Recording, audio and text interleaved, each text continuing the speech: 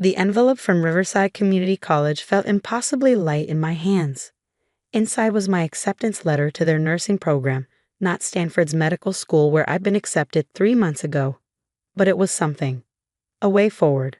A chance to still help people, even if it wasn't quite the dream I'd planned. "You don't have to do this," my brother Michael whispered from his hospital bed. "I'll figure something out. Maybe another clinical trial." I shook my head, forcing a smile. "It's done, Mikey. I already transferred the money this morning. All $287,000 of my college fund, carefully saved since I was born, meant to fund my medical school dreams, now redirected to pay for my brother's experimental cancer treatment, a treatment our parents had refused to help with, claiming they couldn't afford it. It's too risky, Dad had said, not meeting our eyes. The success rates are too low. We've already spent everything we can. He'll die without it.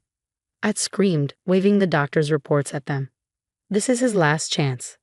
Then maybe it's God's will, Mom had whispered, crossing herself. We have to accept. No, I'd stood up, my hands shaking. I don't accept that. Not when there's still a chance. That was 3 months ago. Now I sat in a hospital watching my little brother sleep, his body finally responding to the treatment I paid for. The treatment that had cost me my future, my parents' love, and any relationship with my family. The day I'd transferred the money, Dad had called me into his home office. The same office where he ran the family's successful construction company, where he taught me about business and responsibility since I was old enough to understand. You're making a mistake, he'd said, his voice cold. That money was for your education. For your future.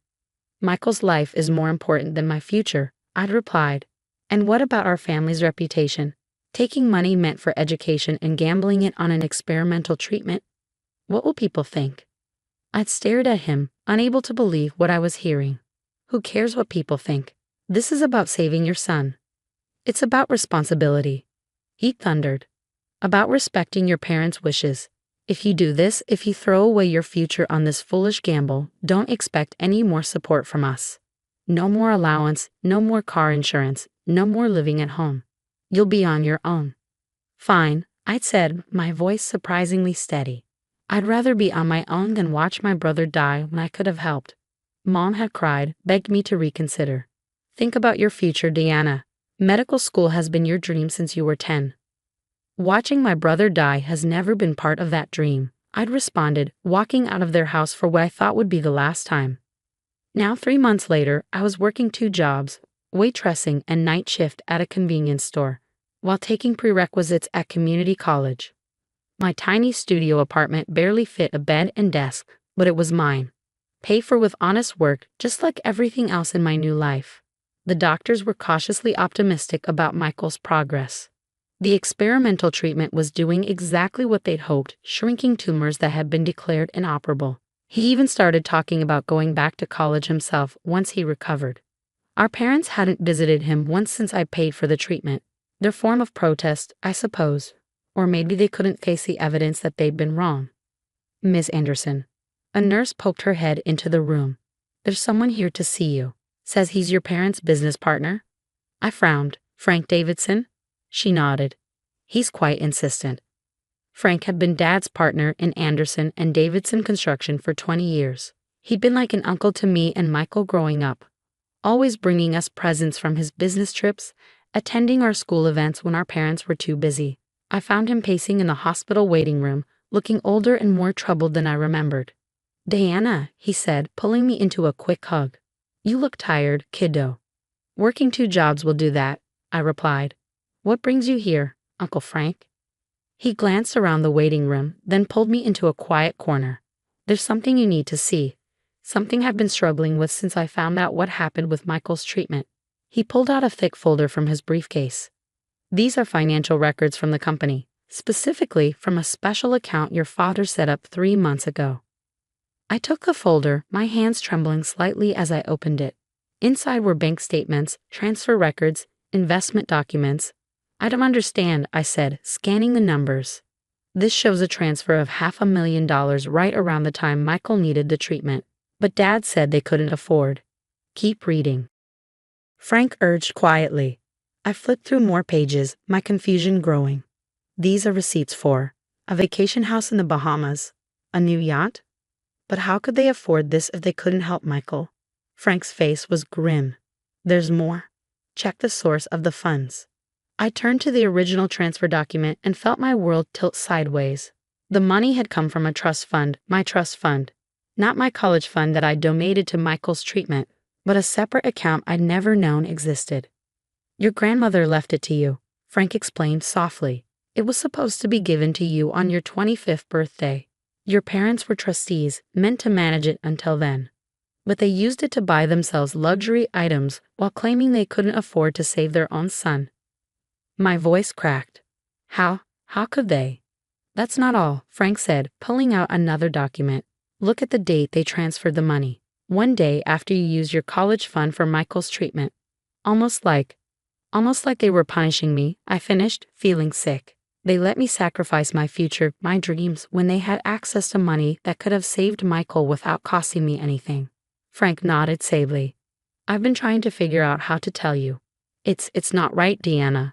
What they did isn't just morally wrong, it's legally questionable. As trustees, they had a fiduciary duty. My phone buzzed, interrupting him.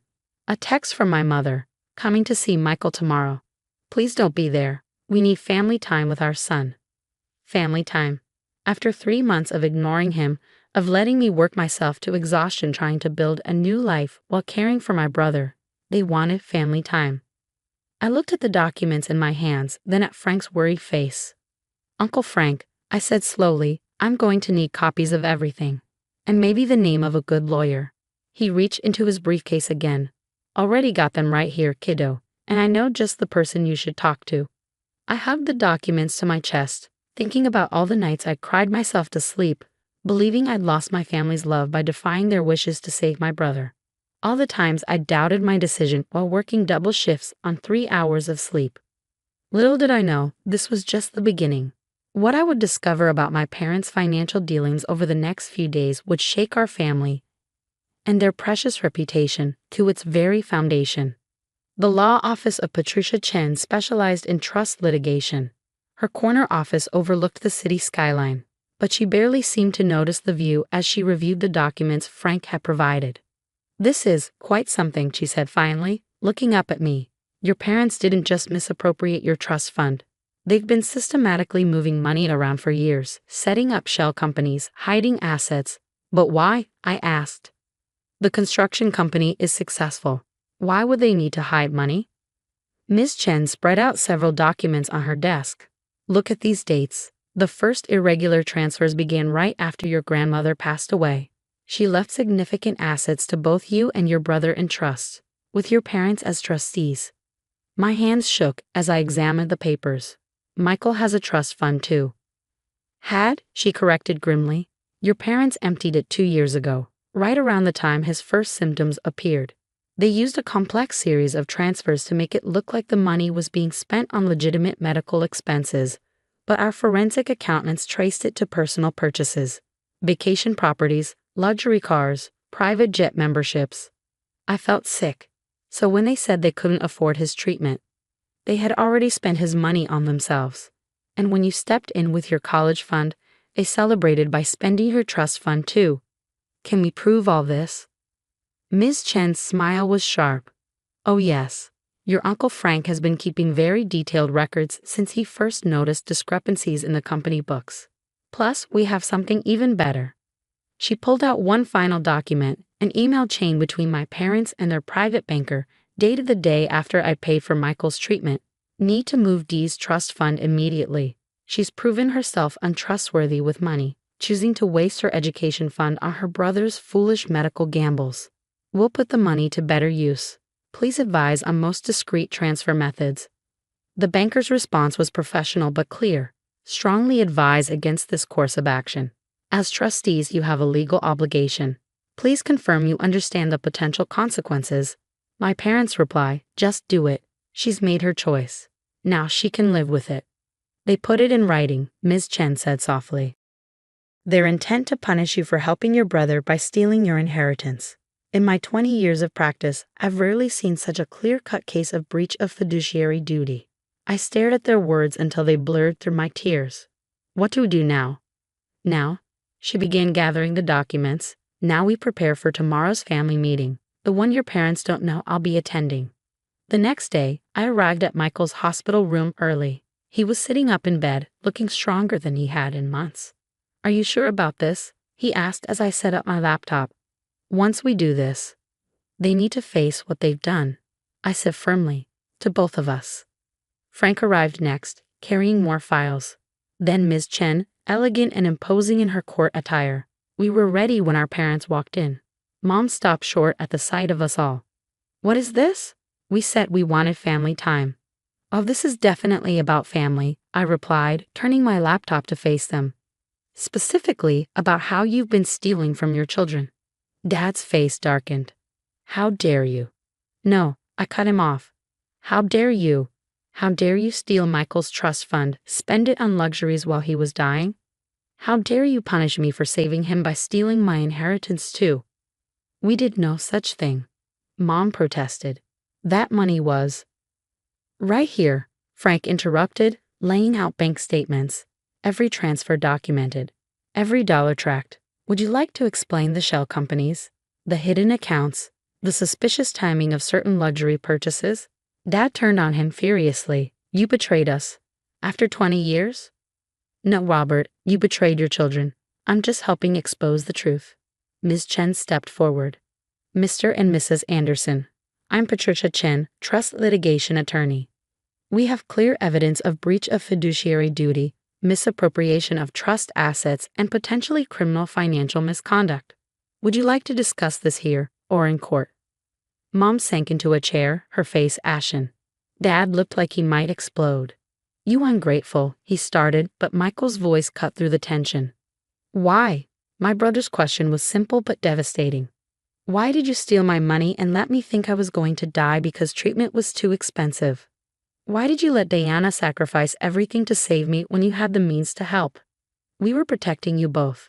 Mom burst out. "That experimental treatment, it was a risk. We didn't want you wasting your inheritance on something that might not work. So you spent it on a yacht instead?"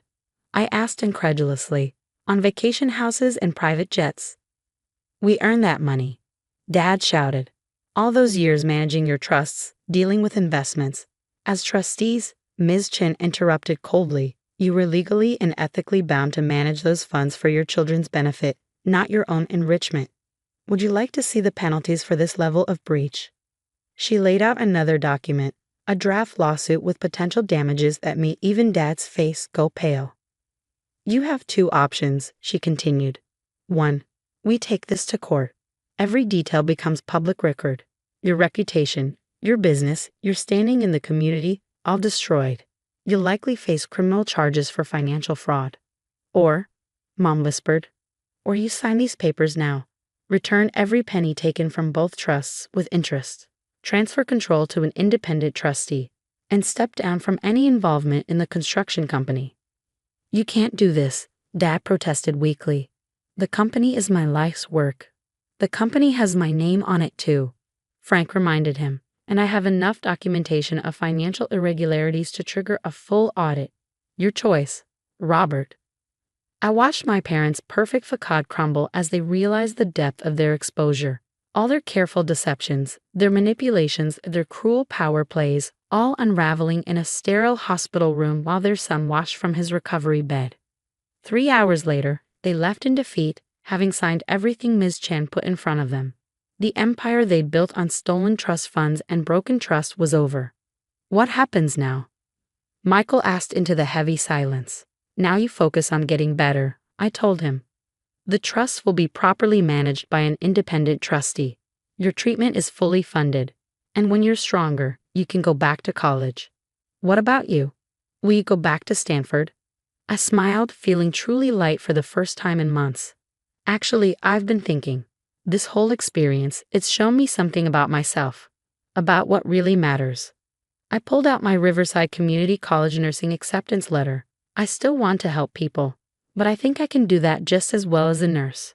And this way, I can start sooner, work while studying, really understand healthcare from the ground up. Michael reached for my hand. "You're amazing, you know that?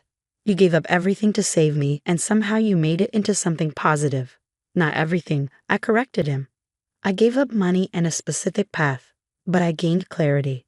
Understanding of what real family means, not control and manipulation, but sacrifice and support. Frank cleared his throat. Speaking of support, the company board met this morning. We'd like to offer you a position, Diana, Special Projects Manager, focusing on our healthcare facility construction division. Your perspective as someone who's seen healthcare from the patient advocate side would be invaluable. I stared at him. But I don't have any construction experience. You have something better, he said firmly. Integrity. Compassion. The ability to see what really matters beyond dollar signs and status symbols. That's what we need as we rebuild the company's reputation. 1 year later, Michael is cancer-free and back in college. I'm halfway through my nursing program, working part-time with Frank's company to help design more patient-centered healthcare facilities. Our parents, well, they're living in a modest condo now, all their hidden assets returned to their rightful owners. Yesterday I received an invitation to a charity gala, my first major public event as part of the company's new leadership team. The theme? Building Hope. Healthcare facilities for the future. I showed it to Michael during his weekly dinner visit to my small but comfortable new apartment. Going to be awkward, he noted. Mom and Dad will probably be there. Lots of their old society friends. Good, I said firmly. Let them see what real success looks like. Not yachts and vacation homes bought with stolen money, but honest work that actually helps people. He smiled. Think they'll ever understand what they did wrong? Maybe not, I admitted. But we do. And that's what matters. I pinned the invitation next to my nursing program acceptance letter. 2 pieces of paper that represented choosing integrity over ease, purpose over status, real family bonds over superficial appearances. Sometimes losing everything you thought you wanted helps you find what you really need. Sometimes the hardest betrayals lead to the clearest revelations. And sometimes standing up for what's right costs you a false family but builds you a stronger, truer one. Next week, I start my pediatric nursing rotation in the same hospital where Michael received his treatment. Life has a way of coming full circle, showing you that the paths you never planned can lead to exactly where you were meant to be. I may not be heading to Stanford Medical School anymore, but I'm building something better, a life based on truth, integrity, and real purpose. And no trust fund in the world is worth more than that.